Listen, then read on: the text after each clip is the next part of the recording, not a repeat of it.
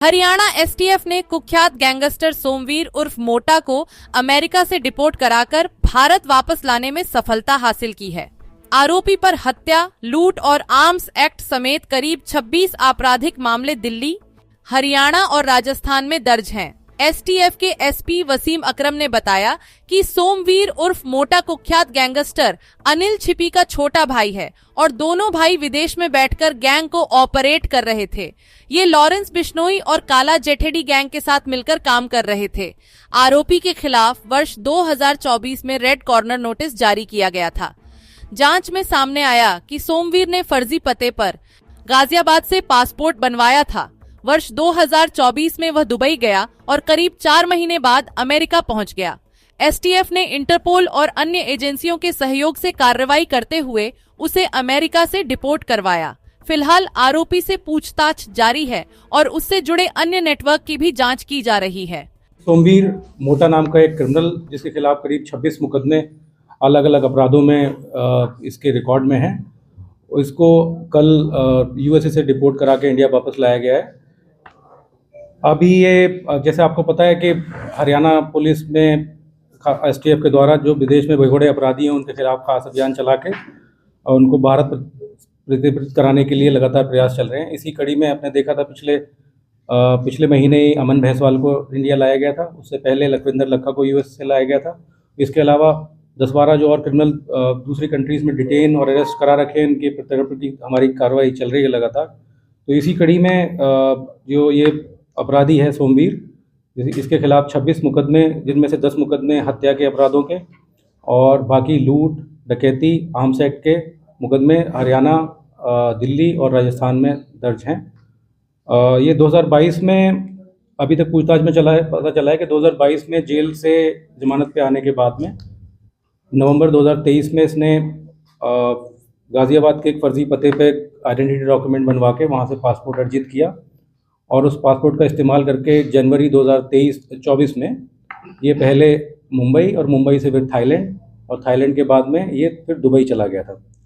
Dubai करीब ये 4-5 महीने बिताने के बाद उसके बाद में स्पेनिश वीज़ा लेके वहाँ से स्पेन के लिए निकला और स्पेन के बाद निकारागुआ की फ़्लाइट लेके ग्वाटेमाला होते हुए ये एरिज़ोना बॉर्डर से यूएस में सितंबर 2024 में यूएस एंटर कर गया और उसको वहीं पे फिर बॉर्डर पेट्रोल की जो प्रोसेसिंग होती है वहाँ पे इसको अरेस्ट करके एक डिटेंशन सेंटर में टेक्सास में भेज दिया गया था।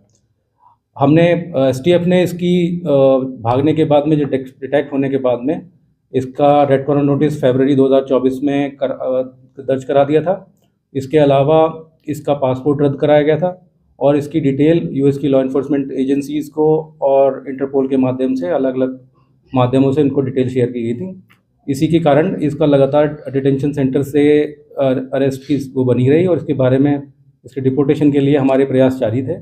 तो करीब 17 महीने की यूएस के डिटेंशन सेंटर में इसकी कैद रहने के बाद कल इसको वापस इंडिया डिपोर्ट किया गया है उस रेड कॉर्नर नोटिस के अगेंस्ट। सर किस गैंग से ताल्लुक रखता है?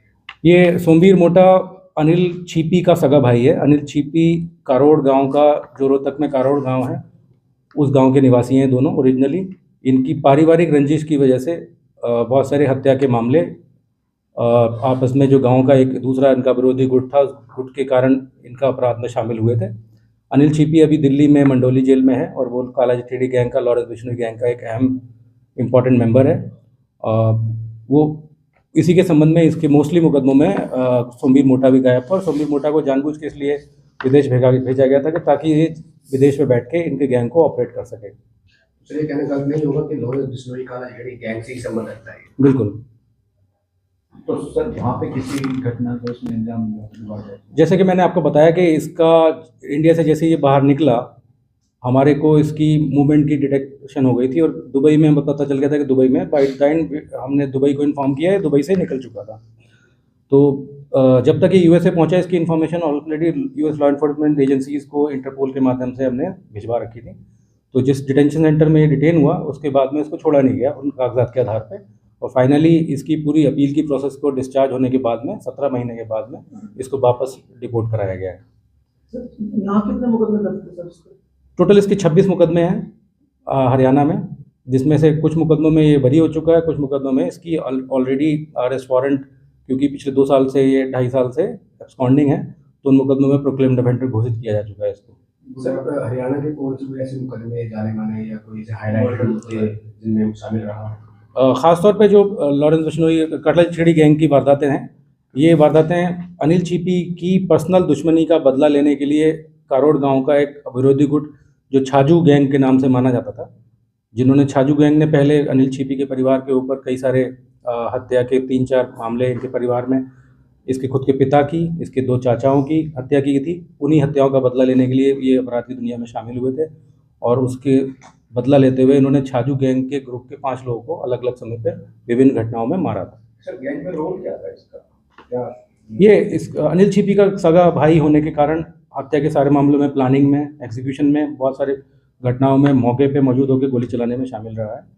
और ये अनिल छिपी के गैंग को आगे ऑपरेट करने के लिए जिस तरह से दूसरे गैंग की सीख के वापस यूएस जाके उस गैंग को रिमोटली ऑपरेट करने के लिए इसको विदेश भेजा गया था, बट टाइमली एसटीएफ के इंटरवेंशन से इसको अरेस्ट कराया जा सका और उसके बाद में ये लगातार कस्टडी में रहा। इसलिए गैंग को चलाने का या उसको आपराधिक वारदातें यूएस में रहते हुए ये नहीं कर पाया क्योंकि ये डिटेंशन में थे। सर किसकी मदद से पासपोर्ट बनाने के बारे में? इसकी इन्वेस्टिगेशन अभी चल रही है, बट कुछ हम लोग के नाम अभी आए, हमारे को पता चले हैं। जिसने पासपोर्ट इसका बनवाया था वो अभी वांछित है।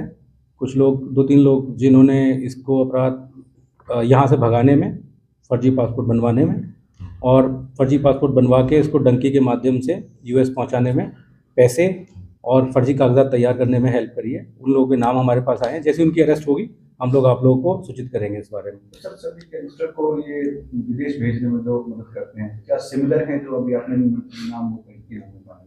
हमने, जैसे मैं बताया कि हमने फर्जी पासपोर्ट के बहुत सारे मुकदमों की इन्वेस्टिगेशन की और बहुत सारे जो अलग अलग मॉड्यूल हैं, 8-10 मॉड्यूल्स को हम लोगों ने डिटेक्ट करके उनको अरेस्ट किया, उनको ख़त्म किया है।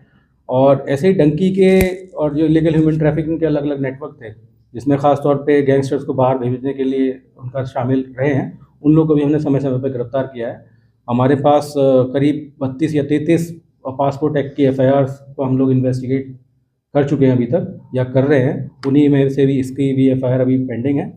इसी एफआईआर में हमने इसको रेड कॉर्नर नोटिस करवाया था और इसी एफआईआर के अंतर्गत इसकी गिरफ्तारी की गई है।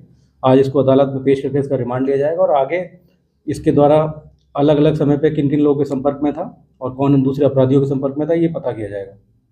तो लॉरेंस और काला चिड़ी गिरफ्तारी के बाद इसको किंग पिन माना जा सकता है अपराध का? सोमवीर मोटा इतना बड़ा मेन अनिल छिपी ग्रुप का मेन वो है और ये इसको विदेश भगाने में खुद अनिल छिपी की भूमिका, काला चिड़ी की भूमिका और इसके अतिरिक्त जो फर्जी कागजात दस्तावेज बनाने वाले लोग हैं और जो जिन्होंने पैसे प्रोवाइड किए हैं, ऐसे लोगों के नाम हमारे पास आए हैं, जिनके बारे में हम आगे मुकदमे में इन्वेस्टिगेट करके उनके खिलाफ कार्रवाई करेंगे।